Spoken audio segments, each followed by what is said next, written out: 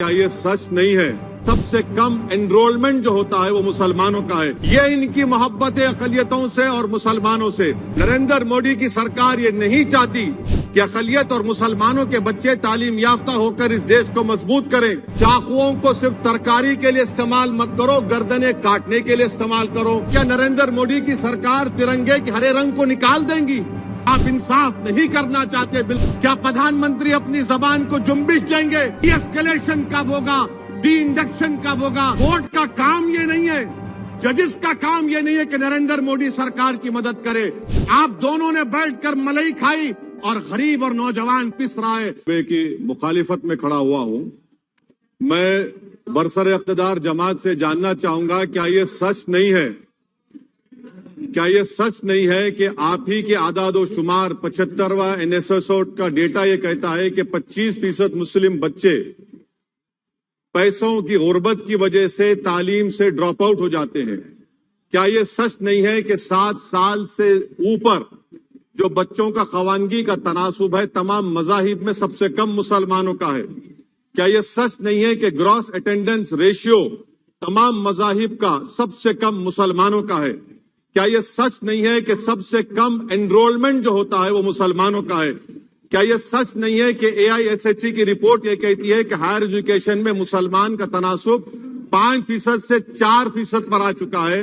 اور یہ سرکار ان تمام اعداد و شمار کو دیکھتے ہوئے، ان کے اعداد و شمار کو سامنے رکھتے ہوئے صدر جمہوریہ کے خطبے میں لفظ اقلیت کا، مائنورٹی کا ذکر بھی نہیں کیا گیا، جو بھارت کی آبادی کا 19% کا حصہ ہے.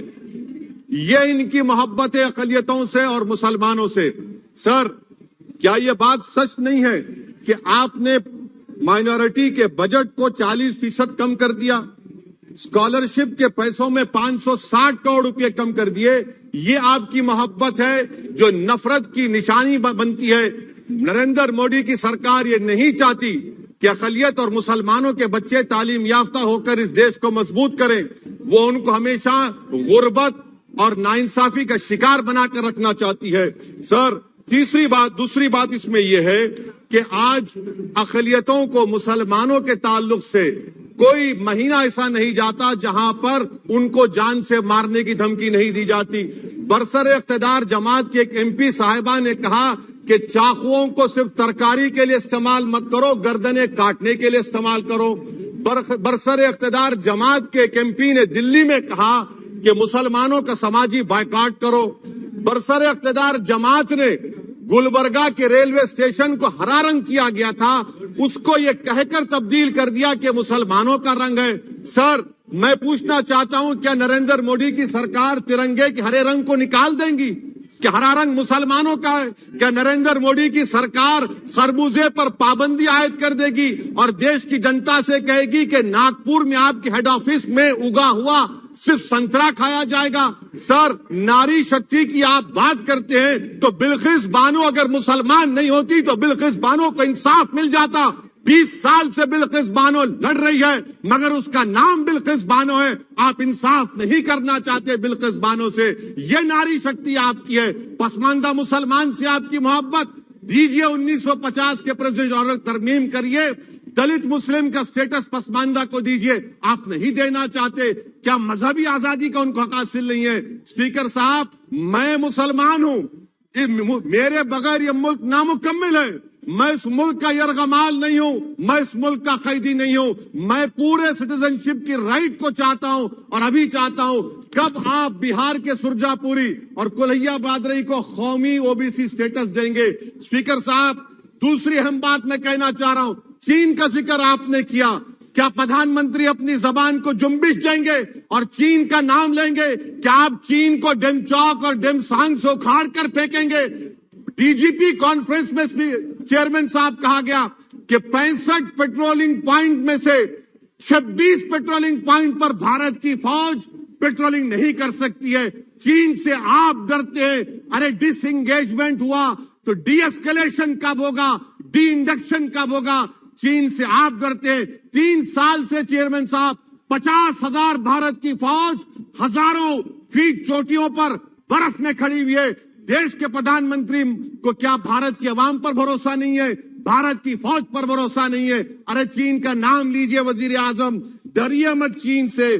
तीसरी पॉइंट सर, हमारे कानून के मंत्री चले गए पैराग्राफ 79 और 82 में बेसिक स्ट्रक्चर पर, आईनी ओहदों पर बैठे हुए लोग बेसिक स्ट्रक्चर पर तनकीद करते हैं, लॉ मिनिस्टर कॉलेजियम पर तनकीद करते हैं। इस ऐवान में जब एनजेसी का बिल आया, मैं वाहिद एमपी था, अब याद होगा आपको, जो मैंने कहा था कि भारत के संविधान के खिलाफ होगा बेसिक स्ट्रक्चर के।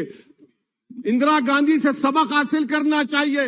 इंदिरा गांधी कहती थी कि जुडिशियरी मेरी पाबंद होना, अब नरेंद्र मोदी कहते हैं कि जुडिशियरी मेरी वफादार होना। इंदिरा गांधी ने 42nd अमेंडमेंट किया, देश की जनता ने इंदिरा गांधी को इख्तियार से बेदखल कर दिया। आप वही इंदिरा गांधी के इराक को ला रहे हैं। आप बताइए स्पीकर साहब, क्या ईसाई मानने वाले व्हाइट टेरर हैं? क्या ईसाई मजहब के लोग व्हाइट टेरर को फरोग देते हैं? आप बताइए। मैं यहां पर जजेस को तहफ्फुज करने के लिए नहीं खड़ा हूं, मैं बेसिक स्ट्रक्चर की हिफाजत में बोल रहा हूं। मैं अदलिया की आजादी के लिए खड़ा हूं, मैं एग्जीक्यूटिव की आजादी के लिए खड़ा हूं, लेजिस्लेचर की आजादी के लिए खड़ा हूं। चेयरमैन साहब, कोर्ट का काम ये नहीं है, जजेस का काम ये नहीं है कि नरेंद्र मोदी सरकार की मदद करे। अदलिया का काम यह है कि इस देश की कमजोर और मजलूम आवाम से इंसाफ किया जाए। चौथा पॉइंट स्पीकर साहब, यहां पर एक बड़े सरमाएदार का जिक्र किया गया है। क्या यह बात सच नहीं कि कांग्रेस और बीजेपी ने ओलिगार्क्स को पैदा किया? आप दोनों ने मिलकर ओलिगार्क्स को पैदा किया। आज इसी वजह से 60% मुल्क की दौलत 1% जनता के पास है। आप दोनों ने बैठकर मलाई खाई और गरीब और नौजवान पिस रहा है। अरे बताओ, ये जो 28 लोगों की लिस्ट है जो देश का पैसा खाकर भाग चुके हैं या बैठे हुए, उसमें कोई मुगलों का नाम है क्या? कोई मुगलों का नाम नहीं है, मगर आप उस पर कुछ नहीं बोलेंगे। संडेसरास कंपनी 15,000 करोड़ नाइजीरिया और केनिया की कोर्ट में जाकर कहती है कि हम हिंदू हैं, भारत को आएंगे तो परसिक्यूशन होगा। आपने कोर्ट में कुछ नहीं कहा, वहां पर एसआईटी आपने बनाई। मगर शुक्र है, मैं लाइटर वेन में कह रहा हूं कि हाइडेनबर्ग अगर यहां होता तो यूएपीए लग जाता उस पर। और सर, मैं नरेंद्र मोदी सरकार को मशवरा दे रहा हूं लाइटर वेन में कि ये अंग्रेजी का अल्फाबेट ए बड़ा अशुभ है आपके लिए। डबल ए को आपने कहा कि बेटा फाइटर एयरक्राफ्ट बनाओ, बैंकरप्ट हो गया। अब कैपिटल ए को आपने 17 इंडस्ट्री दे दिए, हम पूरे विश्व में मार्केट कैप हमारा 5वें नंबर पर आ गया। सर, देश के प्रधानमंत्री से बताना चाह रहा हूं कि वजीर दाखिला का नाम भी ए से शुरू होता है।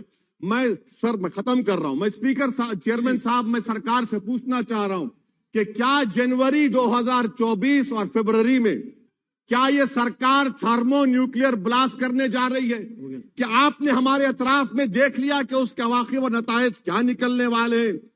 चेयरमैन साहब, मैं आपको बता रहा हूं कि चीन के बारे में कि हमको बीबीसी की रिपोर्टिंग की जरूरत पड़ेगी, जिस तरह 2002 गुजरात के बारे में कहा गया। स्पीकर साहब, अकलियतों के बारे में, मुसलमानों के बारे में एक शायर ने कहा था, आग से आग बुझाने को कहा जाता है, जख्म पे जख्म खाने को कहा जाता है। हम वफादार है बताने के लिए, हमको अपना सर कटाने के लिए कहा जाता है। सर, देश के प्रधानमंत्री पूरे फॉरेन टूर में जाते हैं, वहां पर गांधी का नाम लेते हैं। मुझे